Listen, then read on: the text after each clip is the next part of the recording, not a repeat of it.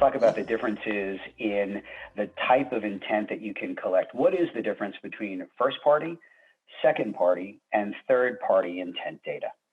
Yeah, I mean, that's a really good question. And I will say this is fairly easy and obvious, right? When we talk about first party data, that's your data, right? That's the data that sits within your Marketo, it sits within your Salesforce or whatever automation or CRM tool, right? That's yours. You know, you're messaging against it. You're actively engaging them through sales and marketing outreach. That's first party data, right? Second party data is organizations like TechTarget, LinkedIn, DiscoverOrg, right? They operate that database. They're continuing to cultivate it to understand, okay, what's going on. In the case of TechTarget, constantly sending out emails, relevant emails based on what we're observing from a buyer behavior. You know, the other one, and this is a little bit more of a step back, right? Is third party view. It's more of a, taking a look at the ocean and trying to identify, a fish or a school of fish. And I think that's the thing to understand, right? First party is your data. Second party is a little bit closer, right? Because it's observed and, again, it's from a direct provider who's engaging, right? And then third party, it's taking that step back and just seeing, overall what's going on. Okay.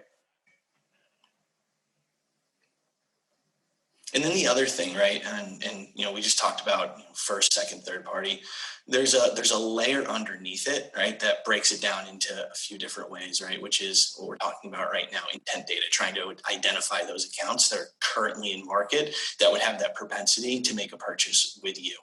The second one that we predictive, right, which is understanding and kind of anticipating, who we should be going after, right, who might be ready to make a purchase. And then the last one, right, which is one that I think is near and dear to a lot of marketers' hearts and sales hearts as well too, contacts. Being able to get those contacts that are appended to that list that you're trying to, again, match back to based on activity. So trying to find that activity and match it with those contacts. And I will say, John, that it's very difficult when you do it across multiple different providers, right? Because they're not all talking to each other, right?